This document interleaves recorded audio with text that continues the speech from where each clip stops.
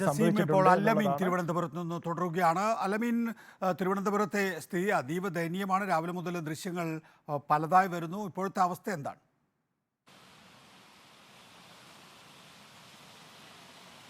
രാവിലെ കുറച്ചു നേരം മഴ മാറി നിന്നു നികേഷ്. പക്ഷേ തലസ്ഥാനത്ത് വീണ്ടും പെയ്തിറങ്ങുന്ന ഒരു കാഴ്ച തന്നെയാണ് തലസ്ഥാന നഗരത്തിൽ കാണാൻ സാധിക്കുന്നത്. മലയോര ഗ്രാമീണ മേഖലകളിലും മഴ ശക്തി പ്രാപിക്കുന്ന സാഹചര്യം തന്നെയാണുള്ളത്. വർക്കല പാപനാശത്ത് കുന്നിടിഞ്ഞു വീഴുന്നൊരു സാഹചര്യവും ഉണ്ടായിട്ടുണ്ട്. അവിടെ ഹെലിപാഡിന് സമീപത്ത് ഈ പാപനാശം ബീച്ചിലെത്തുന്ന ആളുകൾക്ക് ഇരിക്കാനും വിശ്രമിക്കാനും ഒക്കെ ഇരിപ്പിടങ്ങൾ തയ്യാറാക്കിയിട്ടുണ്ട്. അതിന് സമീപത്തായിട്ടാണ് കുന്നിടിഞ്ഞ് വീണിരിക്കുന്നത്.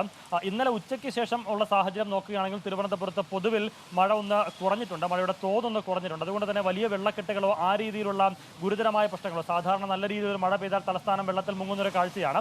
അത്തരമൊരു സാഹചര്യത്തിലേക്ക് പോയിട്ടില്ല.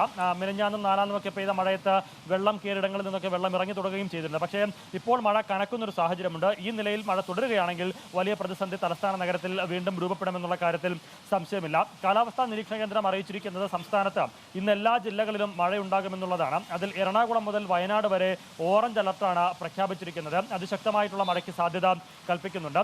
തെക്കൻ കേരളത്തിലും ഒപ്പം കണ്ണൂർ, കാസർഗോഡ് ജില്ലകളിലും യെല്ലോ അലർട്ടും പ്രഖ്യാപിച്ചിട്ടുണ്ട്. പുതുക്കിയ അലർട്ടുകൾ അല്പസമയത്തിനകം പുറത്തു വരും. ഇതിൽ തെക്കൻ കേരളത്തിന് മുകളിലായി ചക്രവാത ചുഴി രൂപപ്പെട്ടിട്ടുണ്ട്. അതിപ്പോഴും നിലനിൽക്കുകയാണ്. അതിനോടൊപ്പം ബംഗാൾ ഉൾക്കടലിൽ ന്യൂനമർദ്ദവും രൂപപ്പെട്ടിട്ടുണ്ട്. ഇതിന്റെ പ്രതിഫലനമായി സംസ്ഥാനത്ത് ഇന്നു മുതൽ ശനിയാഴ്ച വരെ ഒറ്റപ്പെട്ടതും ശക്തമായതുമായിട്ടുള്ള മഴ പലയിടങ്ങളിൽ ഉണ്ടാകും. ഇടിമിന്നലുണ്ടാകും. ഒപ്പം മണിക്കൂറിൽ 30 മുതൽ 40 കിലോമീറ്റർ വരെ വേഗത്തിൽ കാറ്റ് വീശുമെന്ന് കൂടി കാലാവസ്ഥാ നിരീക്ഷണ കേന്ദ്രം അറിയിച്ചിട്ടുണ്ട്. അതുകൊണ്ട് എല്ലായിടങ്ങളിലും ശക്തമായിട്ടുള്ള ജാഗ്രത തുടരണമെന്നുള്ളതാണ് കാലാവസ്ഥാ നിരീക്ഷണ കേന്ദ്രം അറിയിച്ചിരിക്കുന്നത്. ഒപ്പം തീരദേശ മേഖലയിൽ ഈ കടലാക്രമണത്തിന് സാധ്യത, ശക്തമായ തിരമാലയ്ക്ക് സാധ്യതയൊക്കെ കൽപ്പിക്കുന്നുണ്ട്. ഇന്ന് രാത്രി 11:30 വരെ വിഴിഞ്ഞം മുതൽ കാസർഗോഡ് വരെ തീരദേശ മേഖലയിൽ അതിശക്തമായിട്ടുള്ള കടലാക്രമണത്തിനും സാധ്യത കൽപ്പിക്കുന്നുണ്ട്. ഇനിയൊരു അറിയിപ്പ് ഉണ്ടാകുന്നതുവരെ തെക്കൻ കേരളത്തിൽ നിന്ന് കടലിൽ പോകുന്നതിന് വിലക്കേർപ്പെടുത്തുകയും ചെയ്തിട്ടുണ്ട്. അങ്ങനെ കർശനമായിട്ടുള്ള നിയന്ത്രണങ്ങളും ജാഗ്രതാ നിർദ്ദേശങ്ങളും ഇപ്പോഴും തുടരുകയാണ്. തിരുവനന്തപുരത്ത് ഞാൻ നേരത്തെ സൂചിപ്പിച്ചതുപോലെ രാവിലേക്ക് മഴ മാറി നിന്നു.